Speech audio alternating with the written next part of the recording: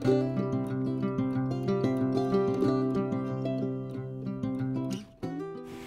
everyone! Welcome back to Pepperona's Kitchen. Ngayon ay magluluto ulit tayo ng simple at napakadaling lutuing ulam. Ito ay ang pork giniling with egg.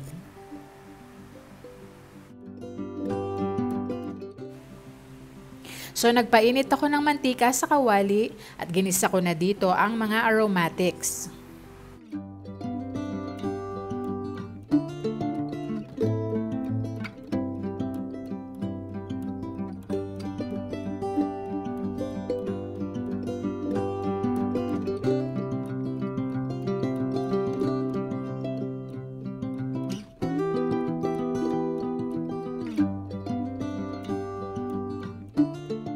Isinunod ko na rito ang pork giniling. Iluto lang natin ito hanggang mawala ang pagka-pink ng kulay nito.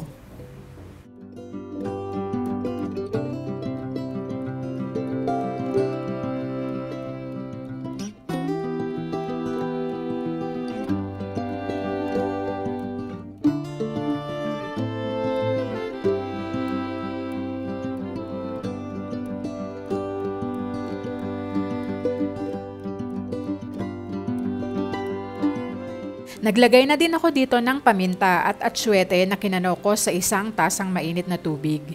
Naglagay ako ng atsuete para maganda ang kulay ng ating ulam. Pwede rin namang wag lagyan ito. Optional lang ito. Halu-haluin lang para makombine ang kulay ng atsuete sa giniling.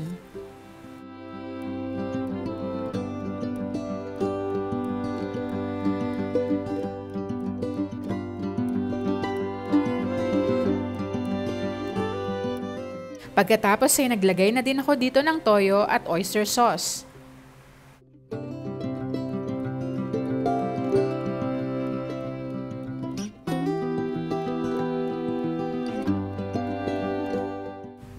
Haluing muli at nag-add na rin ako dito ng tubig at seasoning granules.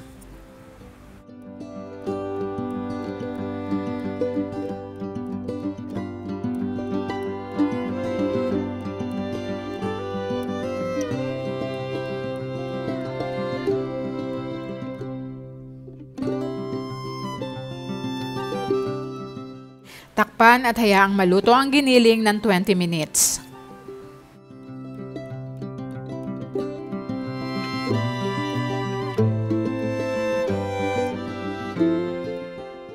After 20 minutes ay inilagay ko na nga ang patatas at bell pepper.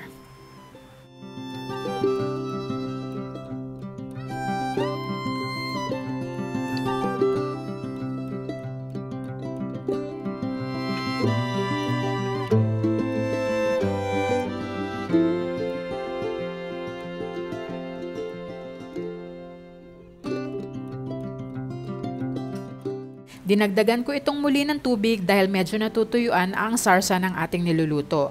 At naglagay din ako dito ng liquid seasoning pandagdag ng umami flavor. Takpan ulit natin at isimmer ng 15 minutes o hanggang maluto ang patatas.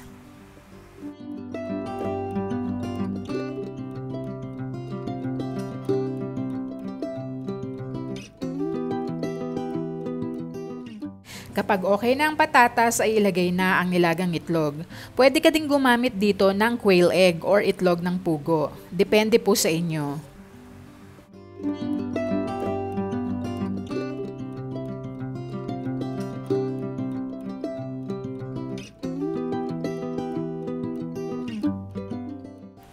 Hayan at okay na ang ating pork giniling with egg.